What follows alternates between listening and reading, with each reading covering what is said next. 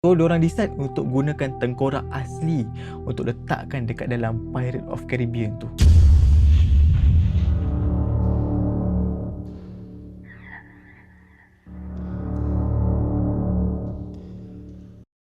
Hai, Assalamualaikum, selamat datang ke Amir's TV. Okay, memandangkan ramai daripada korang suka aku bercerita tentang Disney, so here's another one for you guys. Kali ni aku nak berceritakan tentang rahsia-rahsia Disney yang dekat Disneyland tu, yang Disney nak sembunyikan daripada orang ramai, daripada orang awam, supaya tak menjejaskan diorang punya bisnes. So, ini dia, kematian dalam Disneyland.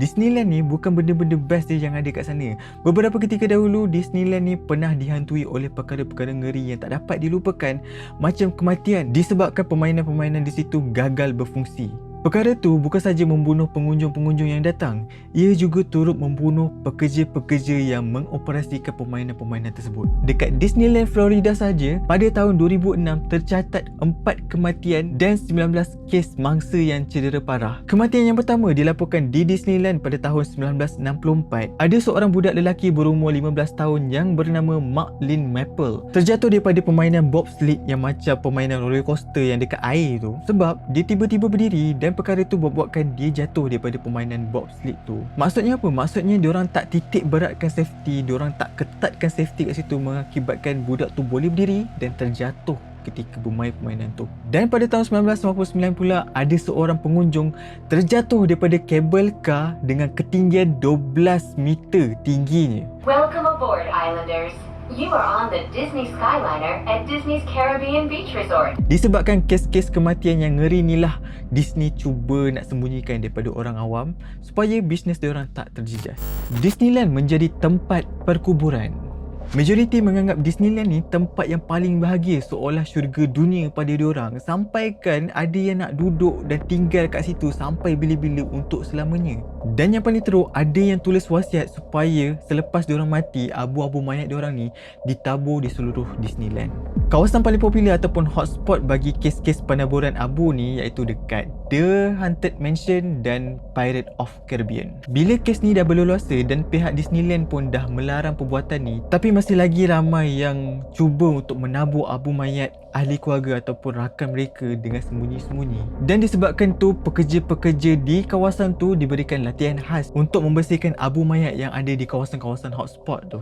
Employees say this is a favorite spot for guests to secretly spread the ashes of their loved ones. Discovery Island. There is such a corner of the world.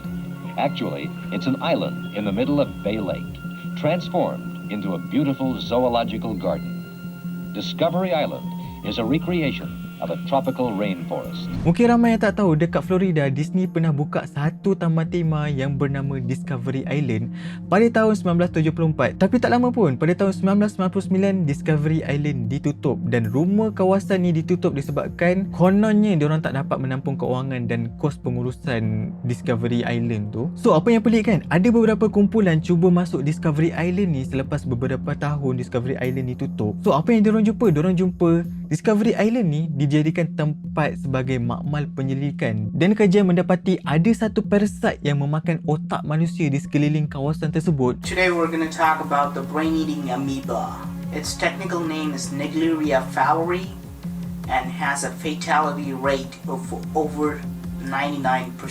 So dari situ percaya Discovery Island bukanlah ditutup sebab masalah keuangan tu, tapi masalah parasite yang memakan otak tu.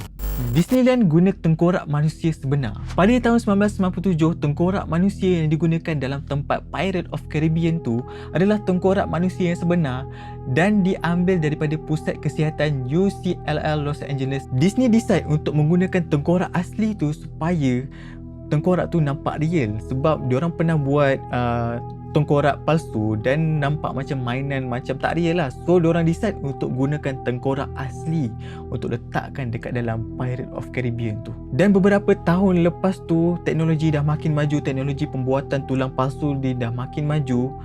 So barulah Disney decide untuk tukar tulang-tulang asli tu kepada tulang-tulang palsu. Korang bayangkan, orang-orang dulu masuk Disneyland ke tempat Pirates of Caribbean tu, tengkorak-tengkorak tu adalah tengkorak orang yang betul, tengkorak asli. Korang bayangkan macam mana? Psst, avast there. It be too late to alter course, matey. Ye come seek an adventure and solve the old pirates, eh? Club 33 ataupun Club 33. Club 33 ni adalah sebuah kelab eksklusif Disney. Untuk orang tertentu je boleh join. Pada siapa yang nak join bukan mudah Dia makan masa bertahun lamanya untuk proses untuk masuk dalam Club 33 ni. Dan lagi satu, dia ada yuran. Nak tahu berapa? $40,000 dan termasuk $10,000 untuk yuran tahunan. Apa kelebihan dia kan? Ahli akan diberi layanan VIP di seluruh Disneyland dan akses tanpa had untuk main permainan yang ada dalam Disneyland. Dan lagi satu, tempat letak kenderaan khas lah. Kelab ni ditubuhkan asalnya untuk golongan-golongan elit saja, golongan bangsawan lah kiranya kan. Dan tapi sekarang ni dibuat kelab tersembunyi tapi khas eksklusif untuk peminat fanatik Disneyland. So itulah rahsia-rahsia Disneyland yang Disney cuba nak rahsia daripada orang awam, daripada orang ramai, tapi akhirnya tersebar juga. Sebab sekarang ni teknologi dah makin maju, kita nak cari apa, nak share apa, nak buka cerita kat mana-mana dekat social media je. Sebab rahsia-rahsia ni pekerja-pekerja Disneyland sendiri yang bongkarkan. So inilah rahsia-rahsia dia. So macam mana dengan topik kita kali ni? Korang suka tak? Korang kan suka aku bahas tentang Disney ni. Dekat TikTok aku pun ramai yang suruh aku bahaskan tentang rahsia-rahsia Disneyland ni. So ini dia untuk korang, khas untuk korang aku buat. Sebab korang memang minat aku cerita-cerita benda macam ni kan. So macam biasa, pada siapa yang baru datang, aku harap korang boleh consider tekan subscribe button, tekan like button. Dan pada yang dah subscribe, aku ucapkan thank you so much. Aku rasa dah tak ada benda aku nak cakap. Macam biasa, as always, I love you guys. See you in the next video. Bye!